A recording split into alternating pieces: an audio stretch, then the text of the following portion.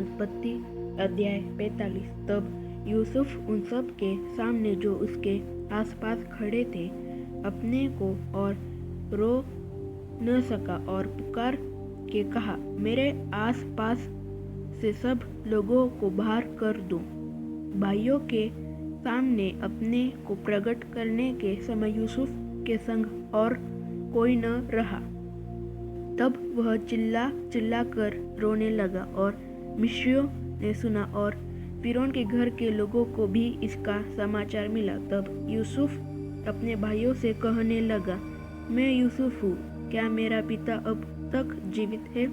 इसका उत्तर उसके भाई न दे सके क्योंकि वे उसके सामने घबरा गए थे। फिर यूसुफ ने अपने भाइयों से कहा, मेरे निकट आओ। यह सुनकर वे निकट गए। फिर उसने कहा, मैं तुम्हारा भाई यूसुफ हूँ, जिसको तुमने मिस्र आने वालों के हाथ बेच डाला था।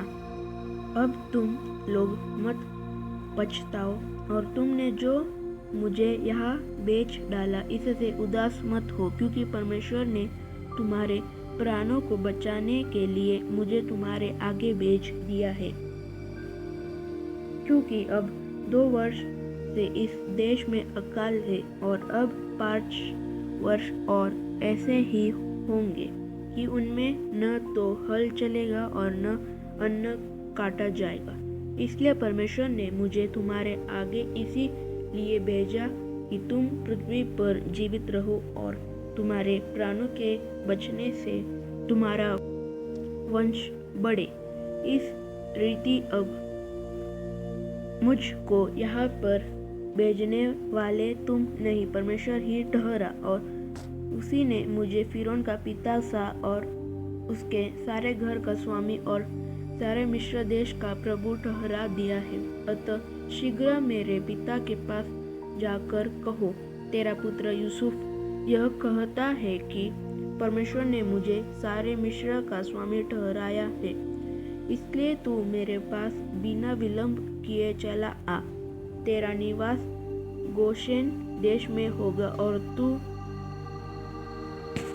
बेटे पोतों भेड़ बकरियों गाय बैलों और अपने सब कुछ समेत मेरे निकट रहेगा। और अकाल के जो 5 वर्ष और होंगे उनमें मैं वही तेरा पालन पोषण करूंगा। ऐसा न हो कि तू और तेरा घराना वरन जितने तेरे हैं वे भूखों मरे।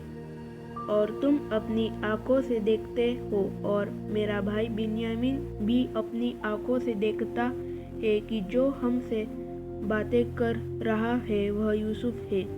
तुम मेरे सब वैभव का जो मिस्र में है और जो कुछ तुमने देखा है उस सब का मेरे पिता से वर्णन करना और तुरंत मेरे पिता को यहाँ ले आना। तब वह अपने भाई बिन्यामीन के गले से लिपट कर रोया और बिन्यामीन भी उसके गले से लिपट कर रोया। वह अपने सब भाइयों को भी चूम कर रोया और इसके पश्चात उसके भाई उससे बातें करने लगे। इस बात का समाचार कि यूसुफ के भाई आए हैं फिरौन के भवन तक पहुंच गया और इससे फिरौन और उसके कर्मचारी प्रसन्न हुए। इसलिए फिरौन ने यूसुफ से कहा, अपने भाइयों से कह कि एक काम करो, अपने पशुओं को लाद कर कनान देश में चले जाओ और अपने पिता और अपने अपने घर के लोगों को लेकर मेरे पास आओ और मिस्र देश में जो कुछ अच्छे से अच्छा है वह मैं तुम्हें दूंगा और तुम्हें देश के उत्तम से उत्तम पदार्थ खाने को मिलेंगे। और तुझे आज्ञा मिली है, तुम एक काम करो कि मिस्र देश से अपने बाल बच्चों और स्त्रियों के लिए गाड़ियाँ ले जाओ और अपने पिता को ले आओ और अपनी सामग्री का मोह न करना, क्योंकि सारे मिस्र देश में जो कुछ अच्छे से अच्छा है वह तुम्हारा है। इज़राइल के पुत्रों ने वैसा ही किया और यूसुफ ने फिरौन की आज्ञा के अनुसार उन्हें गाड़ियाँ दी और मार्ग के लिए भोजन सामग्री भी दी। उनमें से एक एक जन को उसने एक एक जोड़ा वस्त्र भी दिया और बिन्यामीन को 300 रुपये के टुकड़े और 5 जोड़े वस्त्र दिए।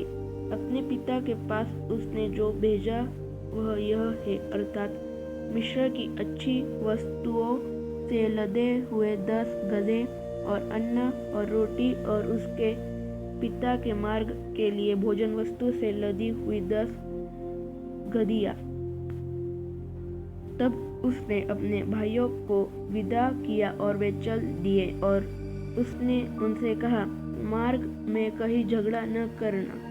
मिस्र से चलकर वे कनान देश में अपने पिता याकूब के पास पहुँचे और उससे यह कहा, यूसुफ अब तक जीवित है और सारे मिस्र देश पर प्रभुता वही करता है।